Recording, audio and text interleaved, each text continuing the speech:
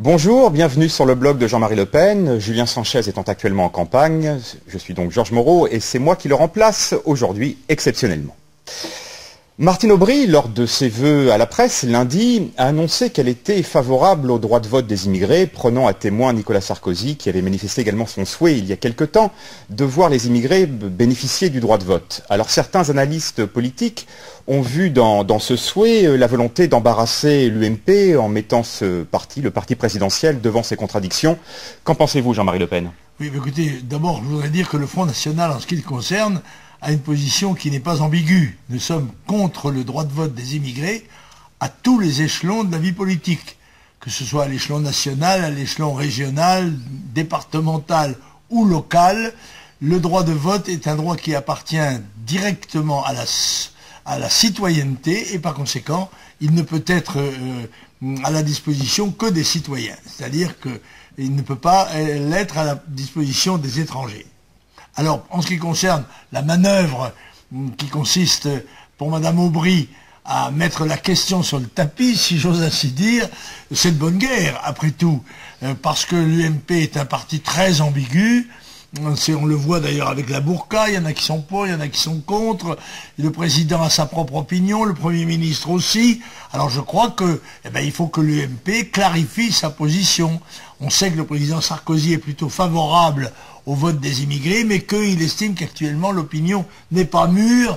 Par conséquent, on va essayer de la travailler, n'est-ce pas, les techniques qui leur sont propres, pour essayer de l'amener à la même position que le président et en général ses amis, et le Parti socialiste qui revient au même. Alors, deux sondages ont été publiés cette semaine, respectivement dans Le Parisien et Le Monde. Le premier dans Le Parisien tendant à démontrer qu'une majorité de Français serait favorable au droit de vote des immigrés. Le second pointant à un recul, paraît-il, des idées du Front National, en tout cas de l'appréciation des idées du Front par nos compatriotes, par les Français. Alors, comment interprétez-vous ces deux sondages à quelques semaines des élections régionales? Il y a une autre manière de mentir que les statistiques, c'est le sondage. Parce qu'on sait que les sondages sont plutôt favorables à ceux qui les payent qu'à ceux qui n'en commandent jamais, comme le Front National.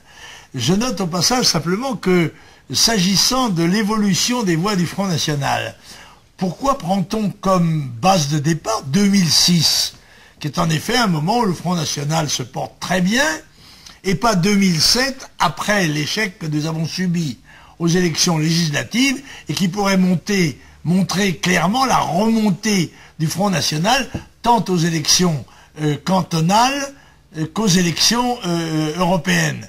Eh bien, je crois que c'est une petite trahison, un petit mensonge, un petit trucage, et qu'il ne faut pas en tenir compte. D'autant que, comme la plupart d'entre vous, je n'ai jamais été sondé. Il doit y avoir des sondés professionnels qui répondent ce qu'on a envie d'entendre. Le journaliste Éric Zemmour s'était ému il y a quelques mois du fait que Rachida Dati, alors ministre de la République, n'ait pas donné un prénom français à sa fille. En plein débat sur l'identité nationale, nous venons d'apprendre, la presse l'a relaté, que Jean Sarkozy, fils de Nicolas Sarkozy, vient de prénommer son fils Solal. Y voyez-vous un symbole? Oui, Solal, c'est le héros du premier roman d'Albert Cohen, qui est, comme on le sait, un écrivain suisse d'expression française, et Solal est délibérément choisi, je crois, par le fils Sarkozy pour montrer son attachement à son épouse, mademoiselle Sebaoun, et il a voulu tout à fait faire cadrer en quelque sorte ce nom familial avec les origines juives de Madame Sebaoun, et il a pris un héros qui d'ailleurs est éminemment discutable. C'est un Rastignac assez peu sympathique que met en scène d'ailleurs Albert Cohen dans son premier roman qui s'intitule lui-même Solal. Cela dit, je voudrais faire une petite réflexion sur les prénoms. En effet, les prénoms sont un des moyens d'intégration et en effet de non-discrimination, puisqu'ils marquent généralement l'origine. C'est ainsi, par exemple, que les Juifs en France ne prennent pas des prénoms hébreux, mais des prénoms chrétiens. D'ailleurs, en général, lors des naturalisations, il fallait choisir son prénom sur le calendrier, qui était un calendrier généralement des saints. Bon, aujourd'hui, on peut donner à son enfant à peu près n'importe quel prénom, et je crois que cela, c'est assez dommageable. Il est bien évident que si Abdelkader s'appelait Albert, il aurait moins de soucis peut-être et serait moins facilement identifié comme appartenant à une communauté d'origine étrangère. Si les mémoires de Giscard ont été un flop, le premier tome des mémoires de Chirac caracole toujours en vente, en tête de la vente des essais pour le second mois consécutif. Alors comment interprétez-vous ce succès d'édition? Et n'est-ce pas d'ailleurs surprenant quand on se rappelle du désamour des Français pour Chirac lorsqu'il était chef de l'État? Oui, et même avant, parce que je rappelle qu'en 2002, tout de même, le président de la République, Chirac, sortant et en exercice, avait fait moins de 20% des voix.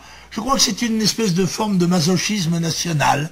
Je crois que Chirac ayant été le plus mauvais président de la Ve République, et sans doute d'un certain nombre d'autres, eh bien, il attire l'attention, et d'autant qu'il est boosté, comme on dit, passez-moi l'expression, il est boosté par les médias, dont il est un des chouchous, parce qu'il épouse et qu'il transmet une grande partie des valeurs, entre guillemets, dont il se réclame. Alors enfin, Jean-Marie Le Pen, vous avez bien évidemment regardé le débat qui opposait hier soir Marine Le Pen à Éric Besson sur France 2. Votre sentiment sur ce débat? J'ai d'abord été très choqué de l'esquive de M. Peillon, dont il avoue d'ailleurs qu'elle était préméditée.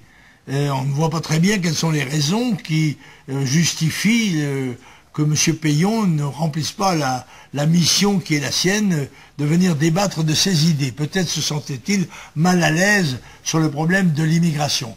Pour le débat proprement dit, je regrette que très souvent les orateurs, enfin les participants, se coupent la parole et empêchent de parler. Quand il s'agit d'un ministre, c'est choquant. Le ministre a eu plus d'une heure pour s'expliquer, pour exposer sa politique. Il n'a pas à couper la parole et reprocher à Marine Le Pen, faussement, comme le fait remarquer d'ailleurs M. Gollnisch, président du groupe à Bruxelles, comme ça, et à Strasbourg, comme dans son communiqué, Marine Le Pen avait bien participé au débat sur l'immigration en séance publique et par conséquent monsieur le ministre de l'immigration a menti. Mais à la télévision on peut se permettre de mentir. Il dit sans arrêt c'est faux, ce n'est pas exact, on vérifiera. Ce sont des procédés subalternes qu'un ministre devrait s'interdire d'utiliser. Merci Jean-Marie Le Pen, nous vous retrouvons la semaine prochaine, vendredi prochain, pour un nouveau blog. Au revoir.